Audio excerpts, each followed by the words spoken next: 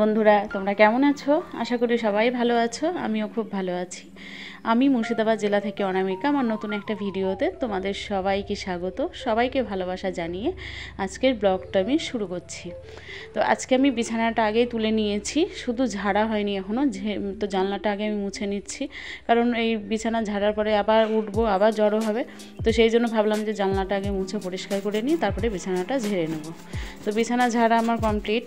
তারপরে দেখো এখানে এই ঝুড়িটাতে মানে 3 থাকে যে ঝুড়ি আছে, ওখানে মেয়ের বই টইগুলো থাকে। তো 8-এর বই 9-এর বই একসঙ্গে রাখা আছে, সেই জন্য একদম অনেকটা ভর্তি হয়ে আছে মানে ঝুড়িটা। তো সেই জন্য আমি বইগুলো সব আলাদা আলাদা করে নিচ্ছি। তো উপরকার থাকিটাই হচ্ছে 9-এর বইগুলো রাখবো, নিচের থাকিটাতে 8-এর বইগুলো রেখে দেবো। তো সেই জন্য এগুলো সব মানে গুছাচ্ছি, দেখে নিচ্ছি ঠিকঠাক করে। আর আমার ঘরের মানে বাসি কাজ বলতে তোমার শুধু ঘরটা ঝাড় দেওয়া হয়েছে, চৌকাঠে জল দেওয়া হয়েছে, বাসি কাপড়টা কাচা হয়েছে, চাটাগুলো খাওয়া কমপ্লিট হয়ে গিয়েছে। তো এখন এগুলো গুছিয়ে নিয়ে হচ্ছে ঘরের টুকিটাকি যা কাজ সেগুলো করব। তো এইগুলো করা হয়ে গেলে তারপরে ধরো বাসন ধুতে আছে, বাসন ধুবো। আর কিছুটা সার্ফে ভেজানোর আছে, মেয়ের স্কুলের ড্রেসগুলো সার্ফে ভেজাবো, আমার বরের জামা প্যান্টগুলো আছে, তো সেগুলো সব সার্ফে ভেজাতে হবে। তো সেগুলো সব কাচবো, কেচে স্নান টান করবো, দিয়ে ভাবছি সকাল সকাল স্নান পুজোটা সেরে নেব। তো আমার দেখো ঘরের ফাইনাল লুকটা একবার দেখিয়ে দিলাম। আমার ঘর মোছা, ঘর সাজানো সব হয়ে গেছে, সব কমপ্লিট। সমস্ত ঘর দুয়ার মোছা টোছা সব কমপ্লিট হয়ে গিয়েছে। তো এখন আমি কিছুটা সার্ফে ভিজাবো, ভিজিয়ে কাচাকুচি করবো এখন।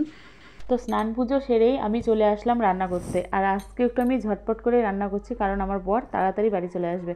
তো কাচাকুচি করা হয়েছে, কিন্তু এখনও মেলা হয়নি। আমি ভাবলাম যে আগে ভাতটা বসিয়ে দিই, তারপরে আমি মেলবো।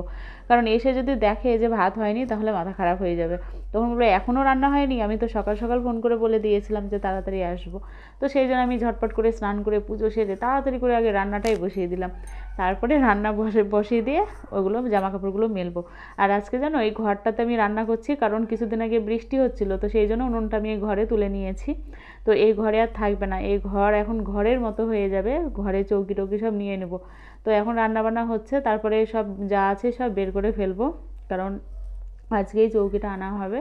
তারপরে এই ঘরটাকে সুন্দর করে ঘরের মতো করেই মানে হচ্ছে তুলে ধরবো, কারণ আমাদের একটা ঘরে তো খুব সমস্যা হয়। তো সেই জন্য তো যাই হোক বন্ধুরা, জামা কাপড়গুলো আমি এখন মেলে দিতে আসলাম।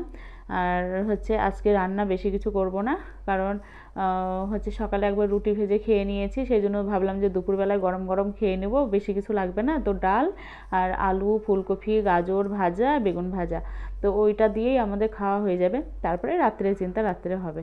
তো দেখো আমার জামা কাপড় সব মেলা হয়ে গিয়েছে। আর এখন গরম পড়ছে, সেই জন্য অল্প অল্প করে সোয়েটার ফোয়েটারগুলোও সব কেচে দেবো।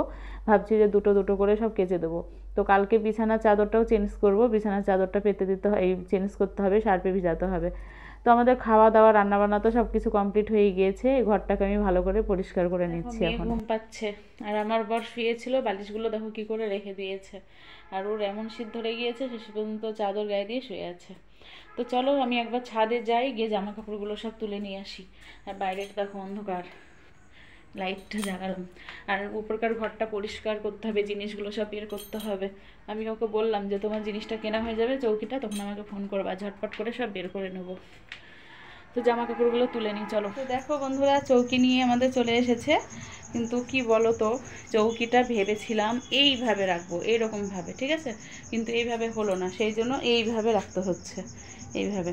তো চৌকিটাকে একটু রং করে নেবে হালকা করে, আমার যাতে ঘুন টুন যাতে না ধরে যায়। তো সেই জন্য বললো যে একটু রং করে নেবে, তাই বললো আমার বর, মানে এমনি হালকা করে একটু রং করে নেবে।